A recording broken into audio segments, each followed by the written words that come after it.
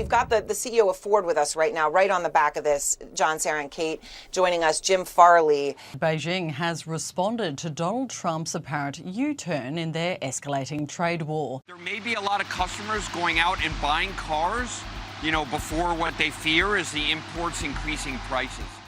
If a vehicle is made in the United States, there's absolutely no tariff. It started as a quiet murmur in Detroit, a hushed conversation behind factory doors. But that whisper quickly grew into a shockwave that swept across America's industrial heartland. Ford Motor Company, a symbol of American steel, determination, and scale, had just been blindsided. Factories shut down, workers were sent home, production lines ground to a halt, and at the center of it all was one unexpected culprit: tariffs, not from a foreign nation, but from Washington. Before we go any further, don't forget to hit that like button to help us beat the YouTube algorithm and show your support. On May 17th, Ford sent shockwaves through the country by announcing it would shut down several of its most iconic American assembly lines. The once bustling Chicago plant, where the Ford Explorer and Lincoln Aviator were produced in the thousands, went silent. The Michigan assembly plant, home to the Bronco and Ranger, came to a standstill. Thousands of workers were told to go home and wait for a call, with no clue when or if that call would come. The reason? Tariffs. Not the kind that protect jobs, but the kind that punish. Tariffs that were supposed to bring jobs back, but instead triggered a downward spiral. President Donald Trump's trade policies had finally reached the factory floor. A sweeping 25% tariff on all imported vehicles and parts, aimed at China and Mexico, ended up striking America's own auto industry hardest. Ford reported it was bracing for a $1.5 billion hit in 2025, a financial punch too severe for even a giant like Ford to withstand. And so, the shutdowns began. Ford wasn't alone. The aftershocks rippled through the Midwest. General Motors rushed to reconfigure production, laying off hundreds and quietly relocating some truck assembly back to Indiana. Stellantis, the parent company of Chrysler and Dodge, idled entire plants in Canada and Mexico. But the real pain landed squarely in Michigan and Indiana. Overnight, 900 workers at parts suppliers lost their jobs. Ford scrambled to respond, introducing emergency price hikes. The Mustang Mach-E, the Maverick, and the Bronco Sport, all built in Mexico, saw prices jump by nearly $2,000 in an attempt to offset the tariffs. Customers were stunned. Dealerships were blindsided. And for Ford, it still wasn't enough. Before we continue, be sure to hit that subscribe button to support the channel. Behind closed doors, Ford executives warned that more cuts could be on the horizon. Tariffs had driven up costs on everything, from steel to semiconductors. The Lincoln Nautilus, imported from China, was now too expensive to compete. Ford pulled the plug on exports to China entirely, walking away from one of the world's largest car markets. The message was clear. The trade war was no longer just political rhetoric.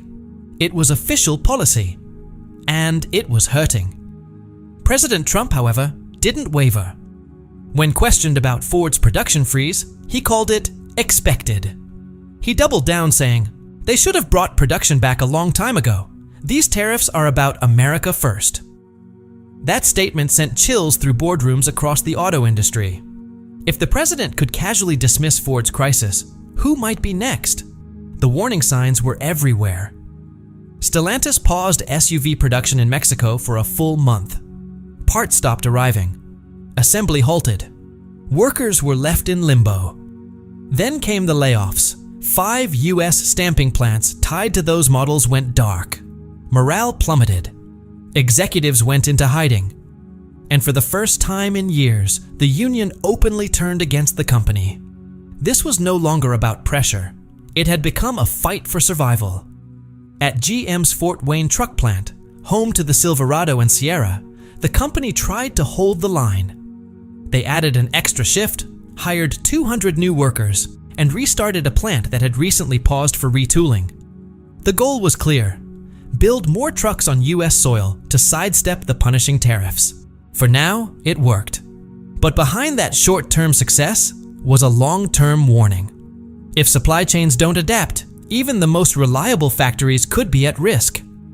Nissan began canceling US orders for certain SUVs built in Mexico. Toyota slowed down its shipments. Honda raised prices. The storm wasn't fading, it was growing stronger. Then the customers felt it. New car prices surged in April, not by a little, but by over 2.5% in just 1 month, the biggest spike in years. Dealerships started warning buyers to act fast, with many rushing to close deals before prices climbed again. But inventory was drying up, deliveries were delayed, and once common models were disappearing from lots. Ford scrambled to keep up.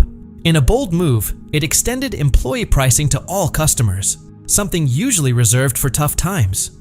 The goal was simple: keep cars moving off the lot even as costs soared. But the move was only a temporary fix. The numbers no longer added up. The supply chain was breaking down at every link. Parts made in Mexico were now 25% more expensive. Vehicles assembled in Canada were taxed at the border. Chinese components, from batteries to microchips, faced duties as high as 30%. Companies relying on these parts were being pushed to the edge. Ford CEO Jim Farley called this new environment the fairest fight in decades, trying to put a positive spin on the chaos.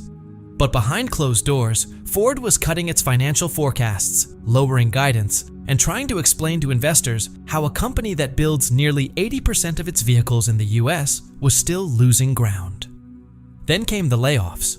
Cities like Kokomo and Toledo were hit. Workers who had made it through the last recession without losing their jobs were now being let go. Component lines were shut down. Entire shifts were eliminated. And the local communities that rely on those wages, the diners, the grocery stores, the mechanics, started to feel the pressure. At the state level, governors called emergency meetings.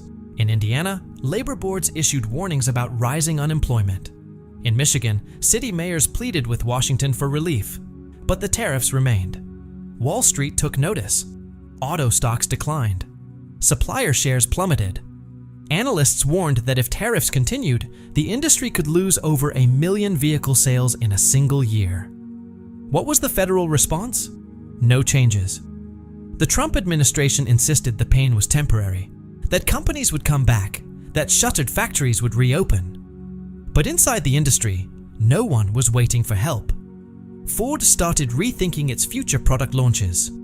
GM reassigned engineering teams. Stalantis froze all new hiring. And in the background, the quiet concern turned into an urgent cry. Is this what America First looks like?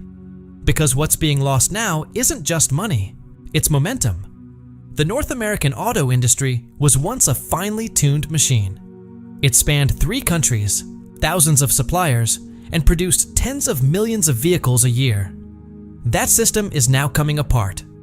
Ford can't just relocate all its production to the US overnight.